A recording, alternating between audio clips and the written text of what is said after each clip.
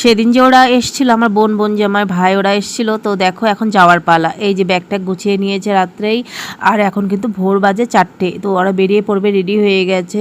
যাই হোক ভীষণ খারাপ লাগছে। আর এই যে ভিডিওটা, এটা আমার আর যে লাস্টের ভিডিওটা ছেড়েছি ওইটার সঙ্গে আর ওইটাকে এডিট করে দেওয়া হয়নি, তাই ভাবলাম শর্টের মাধ্যমে তোমাদেরকে জানিয়ে দেই। তো ভোরের দিকে ওরা চলে যাচ্ছে শিলিগুড়ি জংশন থেকে ওদের গাড়ি, মানে ট্রেন। আর এখানে আমার বাবাটার জন্য খুব খারাপ লাগছে, আমার মমতার জন্য।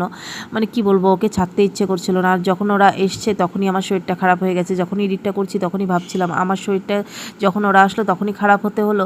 মানে কি যে বলবো, আর তার কিছু করার নেই। এখন ওইটা তো আর আমার হাতের না। যাই হোক এখন আমার বাবাটার জন্য খুব খারাপ লাগছে, সোনা বাবাটার জন্য। আর এখন ওরা চলে যাবে রাত্রেই, মানে অটো বলে রাখা হয়েছিল, তো ভোর 4টার সময় এসছে। এখন ওরা যাবে, ভাই বোন ওরা সবাই যাবে এখন।